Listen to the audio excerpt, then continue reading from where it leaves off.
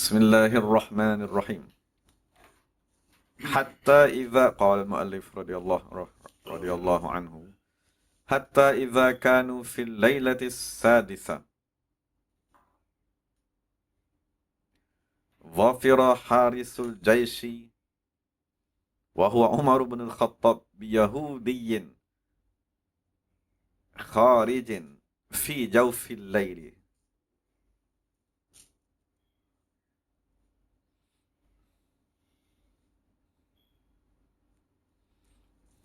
Boleh?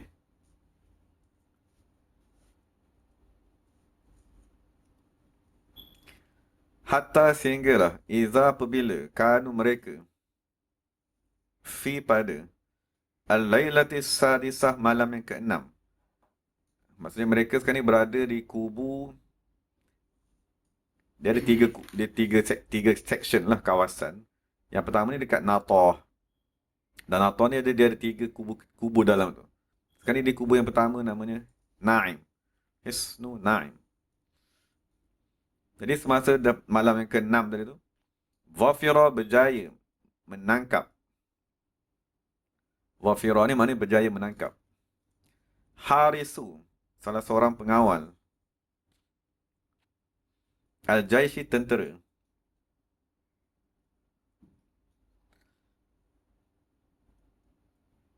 Wahuwa iaitu Umar bin al-Khattab. Sayyidina Umar kan, jadi pengawal keselamatan. Itu ketaatan mereka lah kepada Rasulullah SAW. Apa suruh pun buat.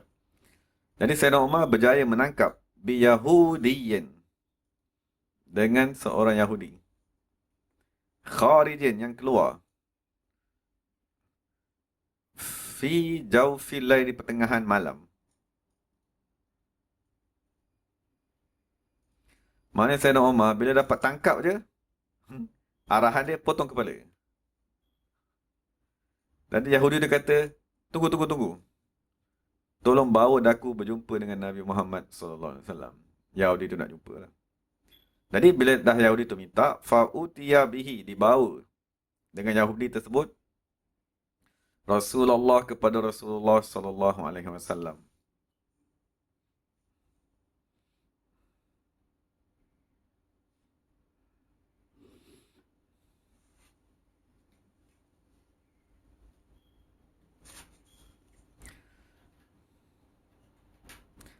Jadi kalau dalam riwayat lain dia kata Sayyidina Umar pun pegang dia, bawa berjumpa dengan Rasulullah SAW.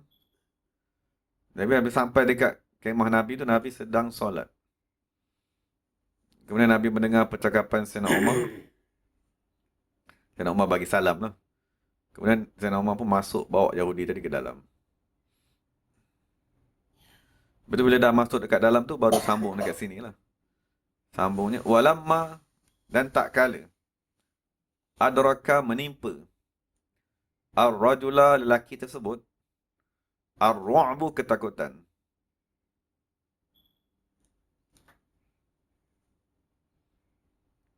Qala, berkata Yahudi tadi, in, sekiranya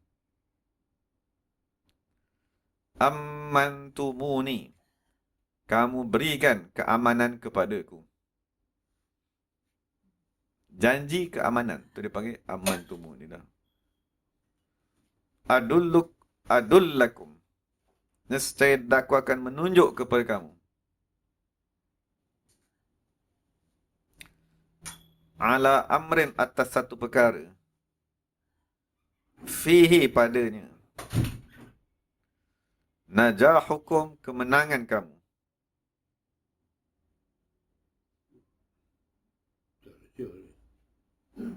Macam mana?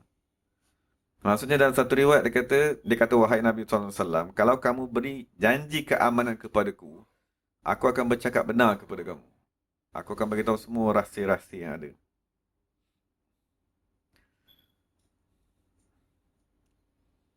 Qalu, maka mereka berkata, dullana, tunjukkan kepada kami. Apa yang nak kamu tunjukkan tadilah, apa yang maklumat kamu nak bagi. Faqat, maka sesungguhnya, ammannaka, kami telah memberikan keamanan kepada kamu.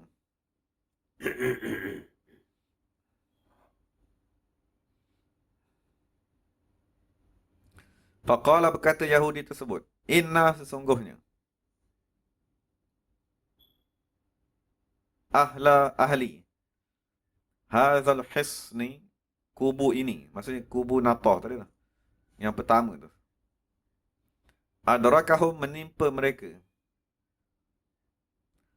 al-malalu, jemu, wa ta'ab, dan penat. Jemu tu maksudnya dah berapa hari dah? 6 hari tak boleh keluar. Kurung dalam dia punya kubu tu lah. Jadi datang rasa jemu dan penat. Wa qad taraktuhum, aku telah meninggalkan mereka. Yab'atsuna, menghantar, bi auladihim, anak-anak mereka, ila, kepada, hisni, kubu, asyiq, ataupun syak, saya pun tak pasti. Kubu yang satu lagi yang sebelah sana pula. Maksudnya kubu yang lebih kecil, yang bahagian kedua. Maksudnya dia orang ni nak berperang, bermati-matian lah besoknya dengan Nabi Muhammad SAW. Jadi dia ada 3 section kubu tadi. Jadi dia takut dia kalah. Jadi dia hantar semua anak-anak zuriat dia perempuan dekat kubu satu lagi. Supaya mereka tadi konon-kononnya tak ditawan lah untuk menjadi hamba abdi kalau kubu pertama tadi jatuh ke tangan orang Islam. Wa sayakhrujuna, dan mereka akan keluar, liqitalikum, untuk berperang dengan kamu, ghadan, besok.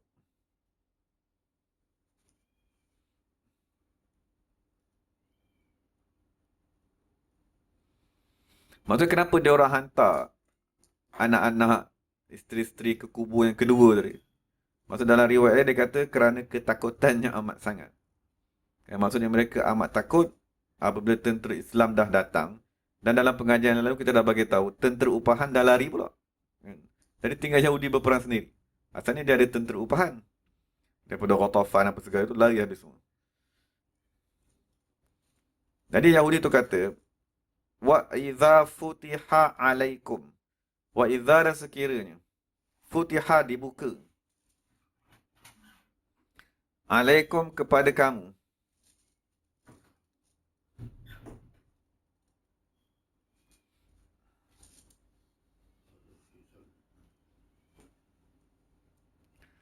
futiha alaikum hadzal hisnu ghadan, apabila dibuka kepada kamu kubu ini esok, fa inni, sesungguhnya daku, adullukum. Okay, dia masa Yahudi dia kata, sekiranya besok kamu berjaya membuka kubu ni, Yahudi ni tambah satu ayat, wa anta tadkhuluhu. Maksudnya kamu pasti akan berjaya masuk. Yahudi tu cakap macam tu kan. Dia nak memerangkap Nabi Muhammad SAW. Jadi Nabi tukar. Nabi kata, insya-Allah Ta'ala. Nabi tambah. Lepas tu dia kata lagi, pasti kamu besok, kamu akan menang dan berjaya masuk. Maksudnya dia konon-konon ni nak membuat ayat, nak memuji Nabi Muhammad SAW, nak menyelamatkan diri dia. Dan dalam masa sama ayat tu salah. Sebab dia menghukum pada masa depan. Menghukum pada masa depan ialah satu dosa yang haram. Kan? Termasuk di bawah Al-Amal tadi tu. Panjang cerita-cerita. Jadi Nabi SAW, Nabi betul kembali ayat ini, Nabi kata, insya-Allah sekiranya Allah izin. 2 kali Nabi sebut insya-Allah tu.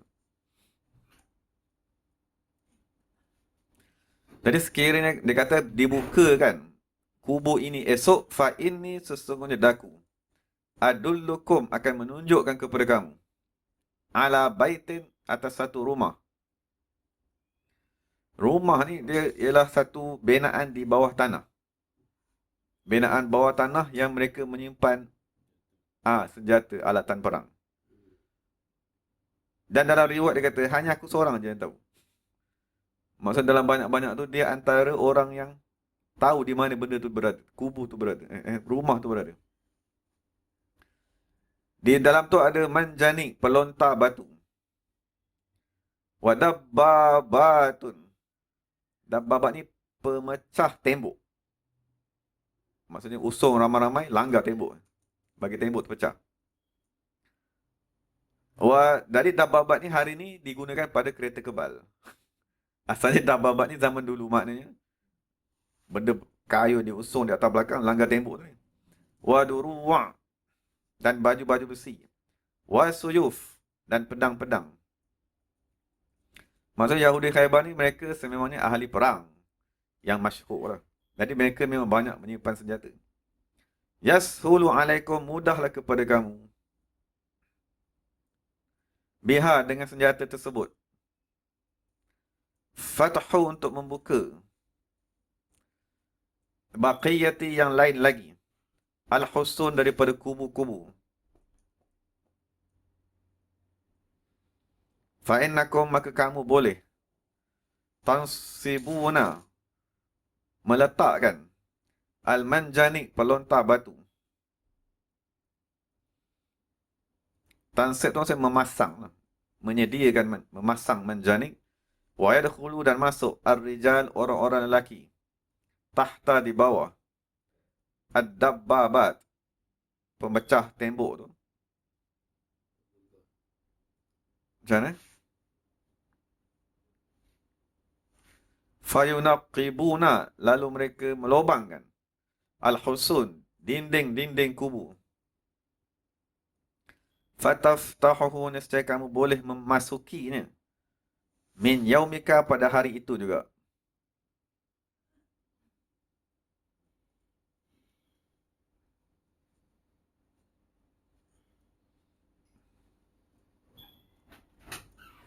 Lepas tu bila orang Yahudi tu cakap sedemikian, maka Sayyidina Umar kata, aku rasa dia ni cakap betul ni. Maksudnya dia tidak mendustakan Nabi SAW. Maksudnya Sayyidina Umar dia ahli firasat. Dia boleh tahu orang tu tipu, ataupun orang tu bercakap benar. Jadi sambungan daripada tu, orang Yahudi tu kata kepada Nabi, wahai Rasulullah, aku minta kau pelihara darahku. Maksudnya, jangan bunuh aku lah. Nabi kata, engkau selamat, kan? Engkau diberikan keamanan. Kemudian Yahudi tu kata lagi, aku ada isteri dekat kubu yang lain. Aku minta supaya kau serahkan isteri itu kepadaku. Maka Nabi kata, tak apa, aku serahkan isteri itu kepada kamu. Itu permintaan dia lah, menyelamatkan diri dan ahli keluarga dia. Dan Islam apabila dia memberikan keamanan, dia takkan bunuh. Sebab dia ada janji, dia panggil kafir mu'taman. Yang diberikan janji aman. Sampai dia keluar ke negara dia, kita biarkan dia.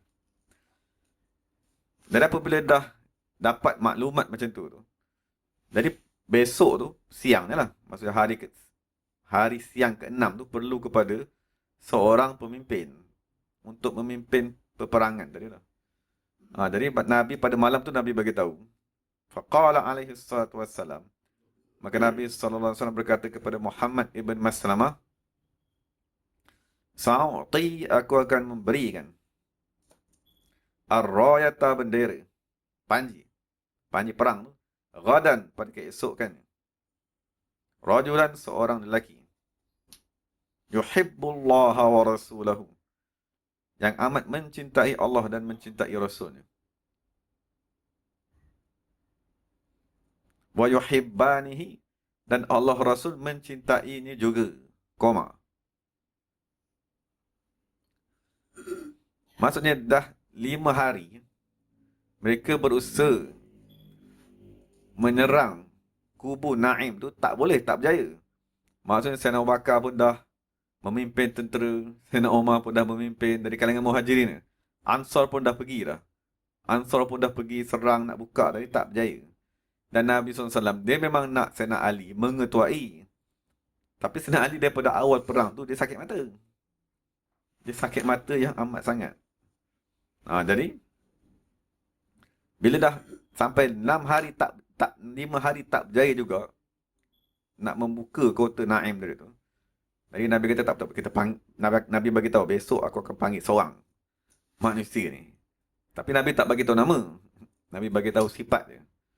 Jadi soalan ni ulama kaji, kenapa bagi tahu sifat dia tu? Maknanya sifat dia ialah apa dia? Amat mencintai Allah dan Rasul. Dan Allah dan Rasul juga mencintai dia. Jadi dinyatakan dalam syarah bahawa kejayaan dakwah, termasuk perang. Perang pun dakwah juga. Hanya berjaya sekiranya orang tu ada mahabbah. Mahabbah tu dia ada 3 peringkat. Mahabbah beramal. Suka beramal dulu. Maksudnya, terima wirid, suka wirid tiap hari. Suka menghadiri majlis zikir. Suka pergi bersuluk. Itu mahabbah peringkat pertama. Bila dah dapat peringkat pertama, baru dia pergi peringkat kedua. Cintakan orang. Maksud dia akan start cinta kepada gurunya, cinta kepada wali-wali Allah, cinta kepada sahabat, kan? Cinta kepada Nabi Muhammad SAW, cinta kepada semua Nabi-Nabi dan Rasul. Boleh. Bila dah habis semua manusia tu dia dah mencintai, baru naik pada peringkat ketiga ni lah. Mencintai Allah Ta'ala. Jadi, mencintai Allah Ta'ala ni dia dimulakan dengan apa dia? Mencintai amalan dulu. Jadi kalau kita suka beramal, baru ada harapan nak mencintai Allah Ta'ala. Dan baru ada harapan dakwah kita nak berjaya. Jadi suatu Nabi bagi tahu, yang akan berjaya besok dalam membuka kota Naim ni ialah orang yang mempunyai sifat dia tu. Maksudnya Nabi nak bagi tahu orang lain pun ada sifat ni. Macam Sayyid Waqaf, Umar, Osman, semua ada sifat ni. Cuma Allah Ta'ala memilih kan, pada perang Khaybar ni untuk Sayyidina Ali yang berjaya membukanya. Jadi Nabi bagi tahu sifat Sayyidina Ali tu. Maksud dinyatakan sifat kepada seseorang, tidak menafikan sifat tersebut daripada yang lain. Dan apabila Nabi cakap macam tu, fabatal muhajirun, bermalamlah al-muhajirun, orang muhajirin, wal ansar, dan orang ansar, kulluhum, kesemua mereka, yatamannawnaha, bercita-cita nak mendapatkan jadi ketua. Tu kembali kepada al-imarah tadi, menjadi ketua. Ataupun rayah, dapatkan bendera tadi. Hatta sehingga qala, berkatalah Umar bin Khattab, Sayyidina Umar bin Khattab, tidak pernah tamannai itu aku bercita-cita al-imarata, nak jadi ketua. Boleh. Kita sekarang ni, kita bercita-cita nak jadi ketua. Sebab tu ada apa dia? Adalah pemilihan, perwakilan, perkongsi, pilihan raya, macam-macam lah, melobi sebagainya sebab kita nak jadi ketua. Tapi Sayyidina Umar kata, ma tamannaitul imarata, aku tak pernah bercita-cita nak jadi ketua illa, melainkan lailata izin, pada malam tu je. Kerana sifat yang Nabi janji kata tadi. Maksud Nabi kata orang yang besok aku nak bagi ni orang yang Allah dan Nabi cintakan. Maksud sahabat-sahabat ni dia tahu Allah, Nabi Muhammad dan Allah tu cintakan dia orang. Tapi dia salah satu fadilat tu dia nak kebaikan mereka berkejar-kejar, mereka berlumba-lumba. Falamma kana al-ghad, apabila masuk keesokan harinya, sa'ala alaihi salatu wassalam, Nabi bertanya, an Ali bin Abi Talib, di manakah Sayyidina Ali bin Abi Talib? Faqila, maka dikata kepada Nabi sallallahu alaihi wasallam, innahu arbadu, sesungguhnya dia tadi sakit mata. Fa arsala, maka Nabi mengutus man, seseorang, ya'tihi, membawa kepada Nabi, bihi, dengan Sayyidina Ali. Walamma ja'a, apabila tak kala datang Sayyidina Ali, tafala, menghembus dengan air liur, fi ainaihi, pada kedua-dua matanya. Ini kan satu ubat yang pelik. Maksud kita faham ubat ni ialah yang kita beli tu lah, ataupun yang dibeli di klinik atau dibagi di hospital. Tapi ada satu ubat dia bagi air ludah. Dan benda tu diwarisi. Apabila berlaku pada Nabi, namanya apa? Mu'jizat. Berlaku kepada umat, dia panggil keramat. Ada je. Jadi air ludah tu sendiri ialah ubat. Fasyafaha. Jadi Allah fasyafa, menyembuhkan huma, kedua-dua mata tersebut. Allahu, oleh Allah Ta'ala. Ka'allam, seolah-olah tiada. Lam yakun, tiada, bihima, lam yakun tu tidak pernah ada. Bihima pada kedua-dua mata tadi. Syai'un sesuatu apa sakit pun. Dan kalau dalam riwayat dia kata, Sayyidina Ali tu matanya sembuh, tak ada rabun, tak pernah kena sakit mata, tak ada rabun sampai dia meninggal dunia. Dengan keberkatan Nabi SAW. Jadi akhir sekali, summa a'tahu rayata. Kemudian Nabi pun berilah kepada Sayyidina Ali panji perang tersebut. Fatawajjaha, dan Sayyidina Ali menghadap ma'al muslimin, bersama-sama orang Islam, lil qital, untuk berperang. Itu pada hari yang ke-6 ni lah. Summa qala wa hunaka wajadul yahud mutajahizin. Dia sampai situ, insyaAllah kita sambung lah. Maksud selepas dah dibocorkan rahsia kan, tentang apa yang ada dalam kubu Naim tadi, dan setelah dipilih ketua dengan izin daripada Allah Subhanahu Wa Taala, maka besok ni mereka berperang. Nanti insyaAllah kita sambung. Jadi sewaktu Nabi SAW dia doa, dia minta kebaikan. Waktu bila Nabi nak pergi perang tu, dia minta, wahai Allah Ta'ala, berikan kebaikan tempat ini dan jauh daripada kejahatannya. Jadi maknanya ada orang baik. Kan? Ada orang baik, itulah orang tadi. Dia keluar, kan? Dia nak menyelamatkan dirinya, ada dia kebaikan tadi tu. Maksudnya kalau kita niat semua orang tu jahat, takkan adalah orang yang nak tolong bagi maklumat tadi. Satu Nabi doa, apa saja kebaikan, berikan kepada kami. Apa saja kejahatan, jauhkan. Jadi ada kebaikan yang berlaku kan, dengan sebab doa Nabi Muhammad SAW. Yang penting sekali tadi ialah mahabbah tadi. Dan mahabbah ni dia datang bila? Dia Melayu, dia buat peribahasa. Dia tak kenal maka tak cinta. Dia susah sikit kat situ. Sebab mahabbah dia didahului dengan ma'rifat. Ma'rifat tu kenal lah. Kena kenal Allah tu dulu. Allah yang kita sebut tu, Allah tu macam mana? Bila dah kenal Allah, baru dia boleh datang kecintaan. Tapi sekarang ni kalau tak kenal macam mana Allah, macam mana nak cinta? Kita tak kenal, tak tahu macam mana nak cinta, tak boleh. Jadi mahabbah tu ialah kemuncak. Segala ibadat tujuannya ialah mahabbah. Wallahu ta'ala alam. Jadi kita berhenti lah, insyaAllah sambung. Alhamdulillahirrabbilalamin.